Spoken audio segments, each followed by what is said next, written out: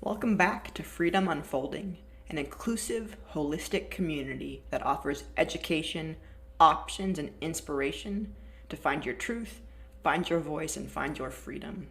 I am Maia, the co-owner of Free to Be Healed Holistic Health Therapies. I'm in practice with my life and business partner, Heather Rose. We have a trauma-informed approach that honors the interconnection and expression of a client's mind, body, emotions, spirit, and soul. We value the body's innate wisdom, whose intelligence seeks to return us all to balance.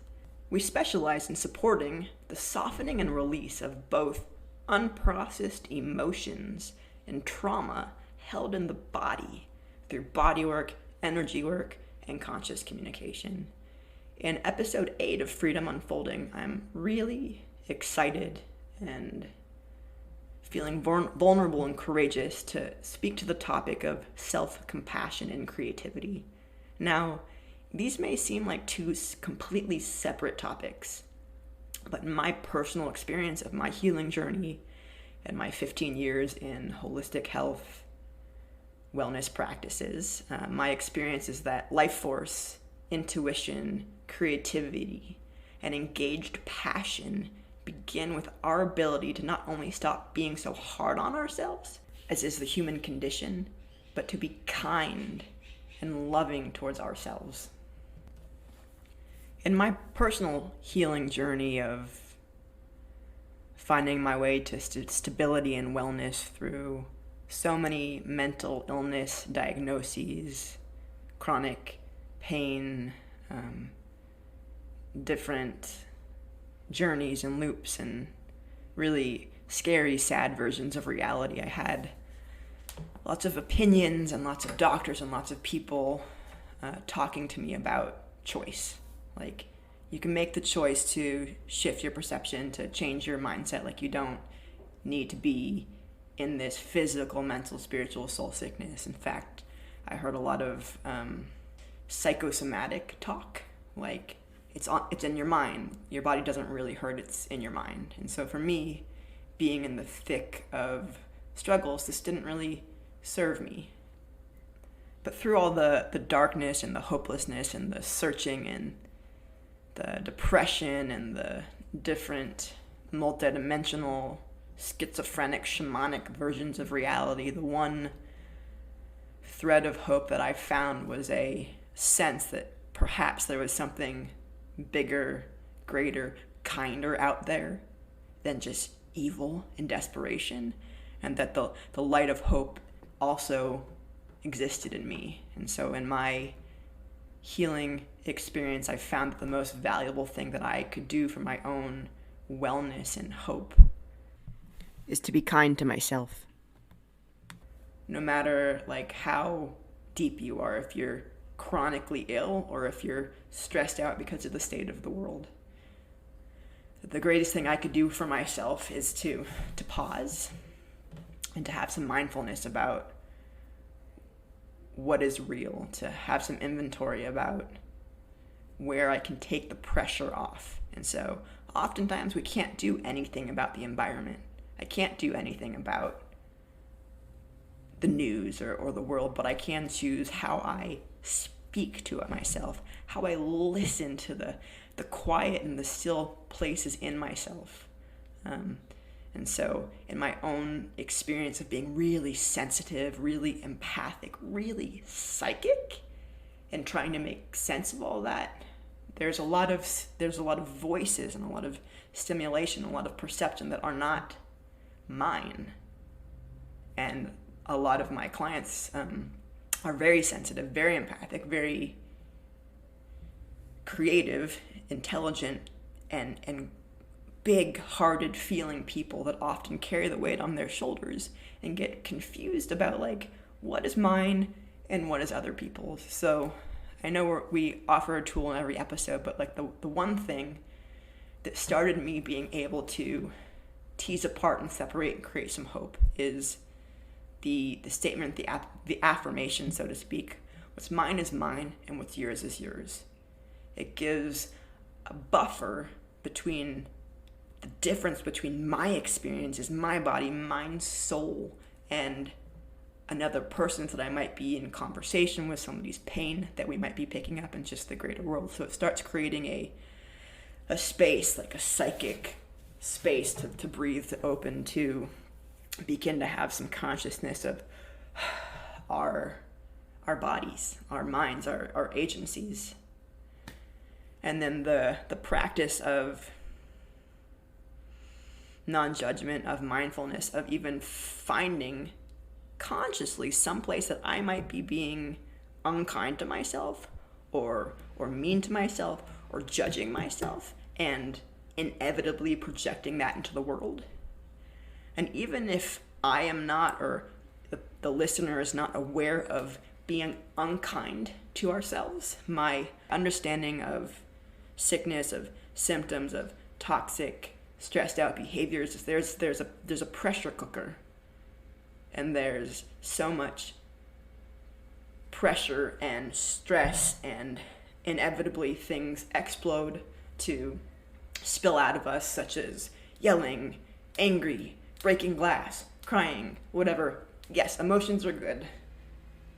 Get them out. And in my therapeutic practice, I am a proponent of moving energy, being creative, dancing in a safe way, like kicking a punching bag, not directing it at other people. So that's one way the pressure can spill out. And then the implosion, so the pain, the depression, the sickness, the sadness.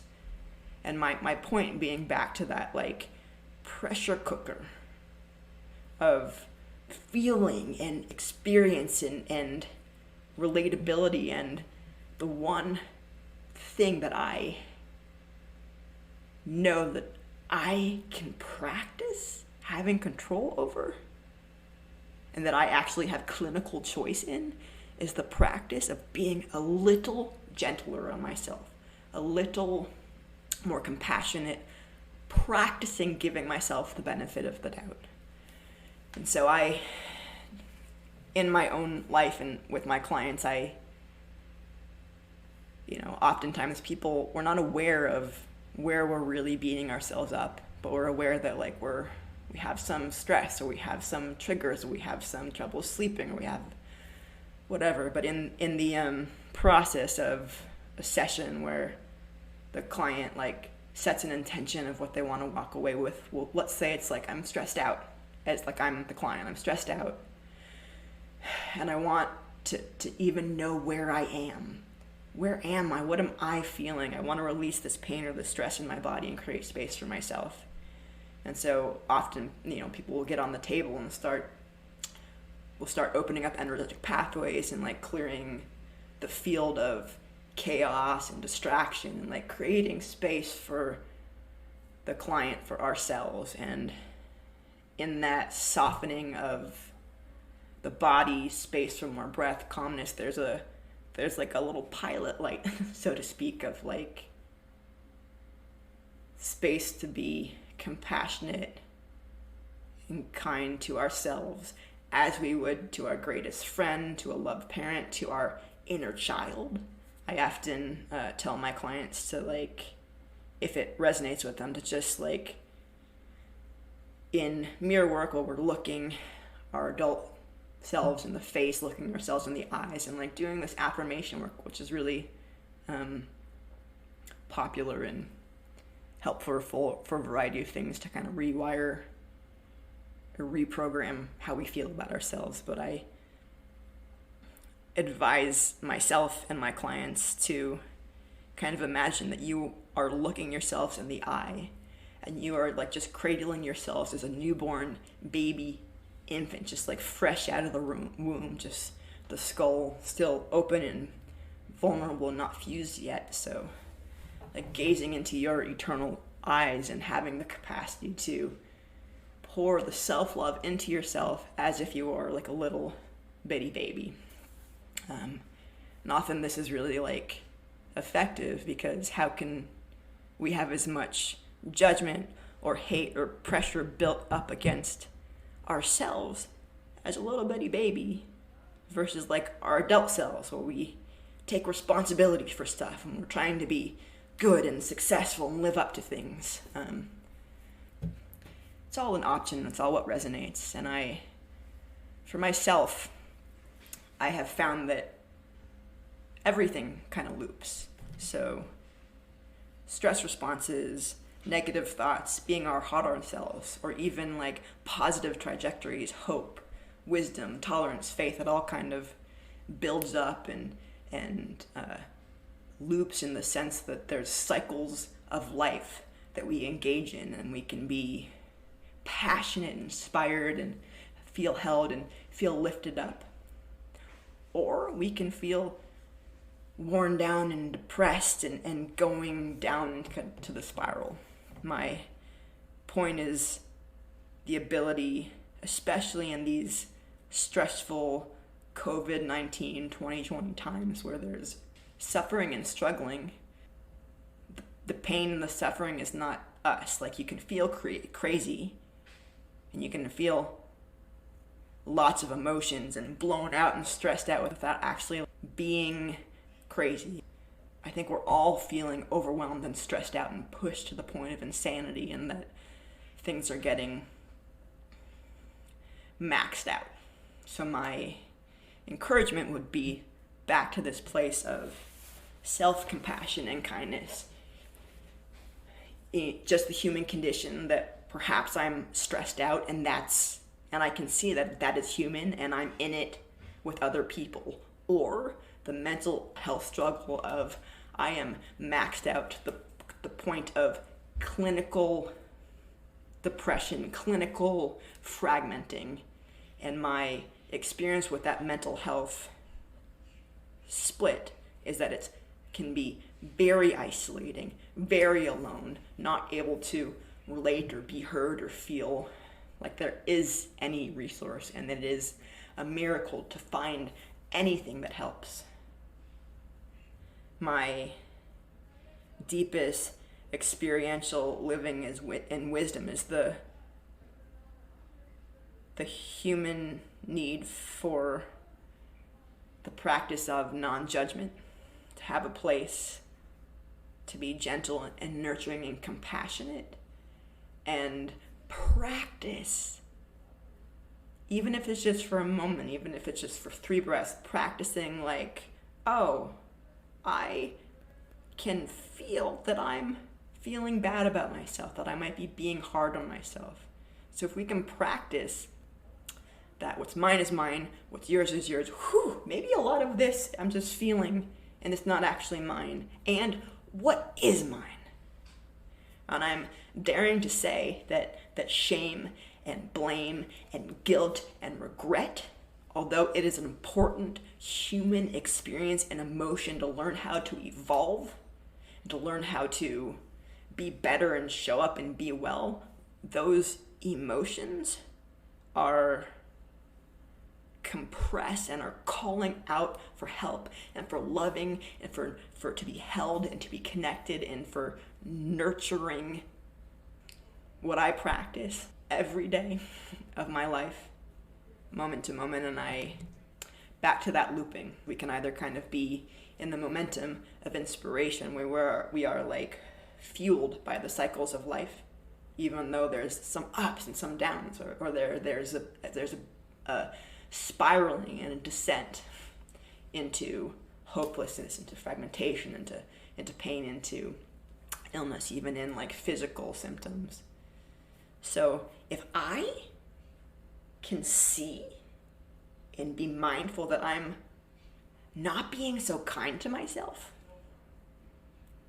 I have the choice at that point to not be mean to myself for being mean to myself. I know it's getting a little meta and layered, but what I'm trying to explain is that, like, okay, maybe it takes a practice and some self-care and some bath time and some writing and some good sleep to even, or some connection to even notice that you're not being nice to yourself. Or perhaps it's glaring. If we can be mindful and aware in our breath in our spine, that there's a part of ourselves that is being cruel to ourselves, even just not nice, we can stop right there and choose to pause. Like, I'm being hard on myself. It is really hard to not be hard on myself because there are all these judgmental voices, all these feelings of failures, all these feelings of alienation and otherness and suffering and whatever. And okay, you know what? I catch myself being hard on myself or being hard on myself again. Like, having the empowerment and the courage to return to the present moment, to be dedicated that, like, right now, I can practice kindness to myself. And if I'm shaming myself for being hard on myself, and I catch myself for that, I have the choice to be present and do something different. And it's a big win. It's a big flipping win. No matter how many times I notice or I don't notice that I'm being hard on myself, to be like, oh, I have the opportunity right now to take a breath. But maybe I feel really sad and really depressed, and I can just put my hand on my heart and my hand in my belly and just pause and just tell myself, or look into the mirror, or look at my little infant self that I'm imagining that I'm carrying, speaking to the person that I love the most, like imagining or really speaking to the person that I love the most in the world, like the most beautiful things that I respect about their soul, and I'm practicing just believing that I have that kindness and potentiality and worthiness in myself. So what I'm speaking about is that point of hope, that point of perspective for the nurturing and the gentleness and the kindness that we get to have, to breathe some new perspective, that we are worthy, we are enough, we are capable, and life is hard. Currently, my practice and the connection to self-compassion and creativity is like, if we're not carrying around so much weight or sadness or stuckness or pressure of needing to show up in a certain way, and not having space or consciousness to perhaps the narrative or the tape or the self-pressure that is playing in our heads, then that's a lot to carry, and it's consuming and it's stressful, and we're more exhausted if we're lucky enough to be working now, or we're more, consumed if we're still quarantining and isolated and searching for human contact. But my point about self-creation and compassion and intuition and real magic is if we can practice these little micro mini places of kindness to ourselves, breathing that in meditation, perhaps walking around the block or gardening, and just spending time holding that seed of kindness and love and possibility that perhaps there's more to life than struggle. There's more to life than competition and judgment and shame. And even those of us that are lucky to be in spiritual community and be like stable and be like resilient at this time, like, I think we can all be a little kinder to ourselves, or a lot kinder to ourselves. And so this seed of potentiality, the seed of compassion and gentleness and kindness to ourselves, and practicing, I'm not gonna hate myself for hating myself. I'm not gonna be hard on myself for being hard on myself. It literally rewires our synaptic connections. It rewires our brain, our digestion. It rewires our capacity to experience ourselves and our lives, mind, body, spirit, and soul. And it creates potentiality to release things that don't serve us. pain in my body that perhaps is not mine, or pain in my body that I've been carrying for this emotion or this reason that I don't need to carry anymore. And so literally creating space for life force and for passion and to be filled up with something new.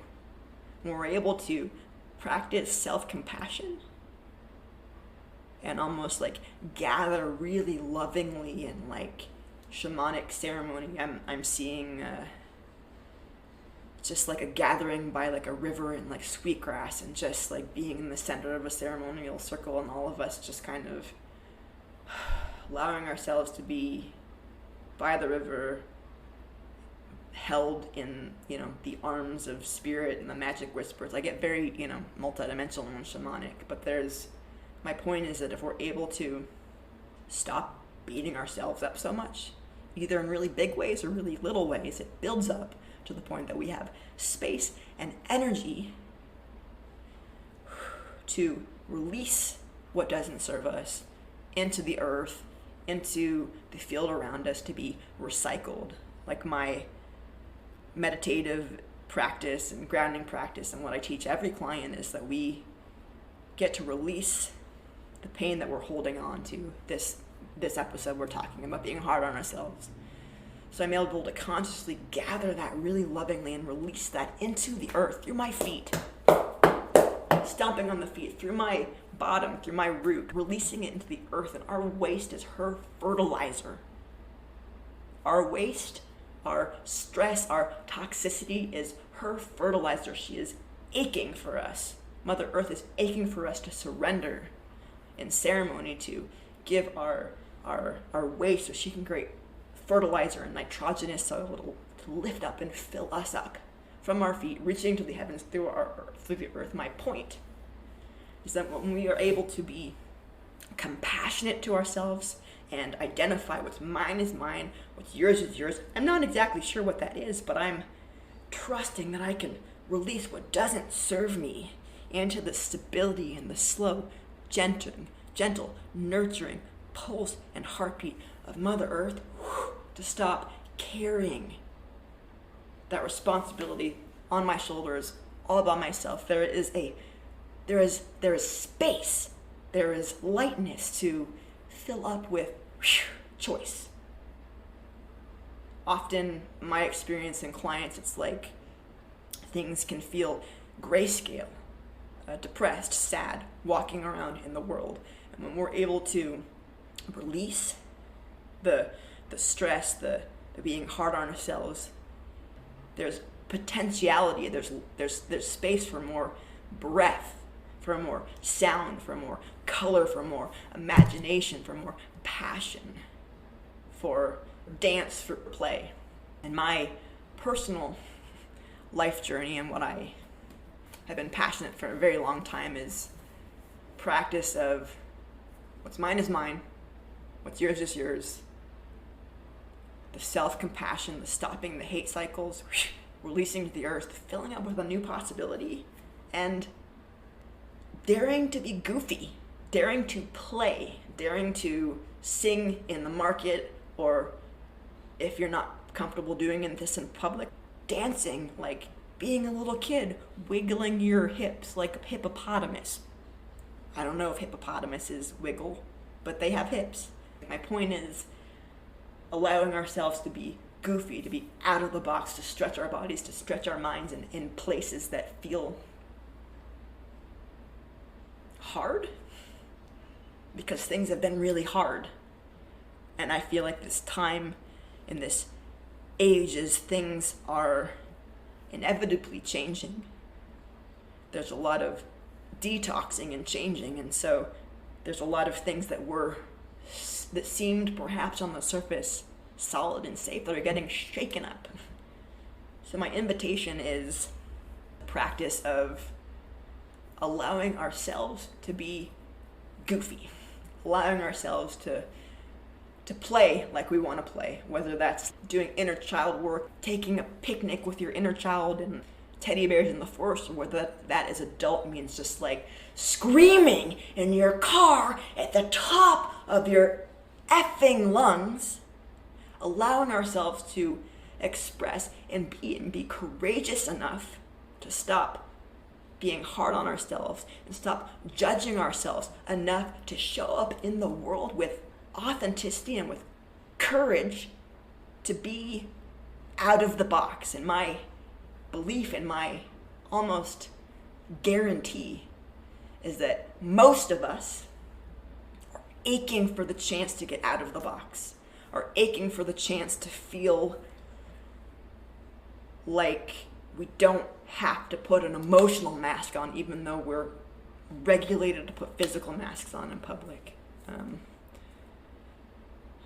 So my reality is I feel like I'm living in a technicolor, cartoon, multidimensional reality of possibility, where personally, like, I still, on a day-to-day basis, practice being courageous enough to not judge myself, to be able to like sing in the shower or sing in the market or paint a picture or do something that activates the creative parts of ourselves that have been a little dulled by this necessity to show up for 9-to-5 jobs, to show up for stressful society, I think. And I don't mean to minimize pain or suffering, or say that by just being kind to ourselves and dancing that like everything's gonna get better, but it's not gonna hurt. As I finish up my segment, that's my invitation, a reminder to myself. I've given 4 tools today. The empathic tool of what's mine is mine, what's yours is yours. Having a little space just to breathe and have choice. Number 2, the practice of kindness to ourselves, in particular, the practice of, if you find yourself not being nice to yourself, you can be nice to yourself anywhere in that formula, even if it takes you a month to create a new program in that formula. Perfect. Number 3, the practice of creating that space and creating a point of kindness to ourselves, even if you don't get to that, having permission to release what doesn't serve you into the earth to create space for what does. And my invitation has been one of creativity, of possibility, of radical little places we're courageous enough to get out of the box, to have faith that other people are aching for that. And mine has been this creativity, this goofiness, and I'm wondering what that looks like for you as a listener. What are you as an individual aching to express, aching to get out of the box about? What are you releasing, and what are you being kind to yourself about in order to step into a kinder place in the world? And what is it that you are, or what is it that you need, or what is it you're expressing? And mine is the colors and the possibility and the tastes and just the presentness. So I feel like I finished up my first podcast, which was a big deal for me to speak up, and I thank you for listening to this whole piece with me. Again, I'm Maia from Free to Be Healed, and this is the Freedom Unfolding podcast. Join our community every Thursday at 3:33 p.m. as we discuss how to neutralize the chaos and expand the possibilities in life. Here at Freedom Unfolding, we help you find your truth, find your voice, and find your freedom. You can also connect with us on social media. We're on Facebook, Instagram, Twitter. We're broadcast through Anchor and lots of other podcasts like Spotify and Apple Podcasts. And we have a website, freedomunfolding.com. Again, thank you. I'm very grateful to be in the seat of the podcast for number 8 and inspired and enlivened about how we can choose to have little bits of self-care that really add up to be life-changing, monumental acts of courage, and that, especially in these times, There are places that we don't have to feel alone. Okay. Have a wonderful day, a wonderful week. Blessings to you all.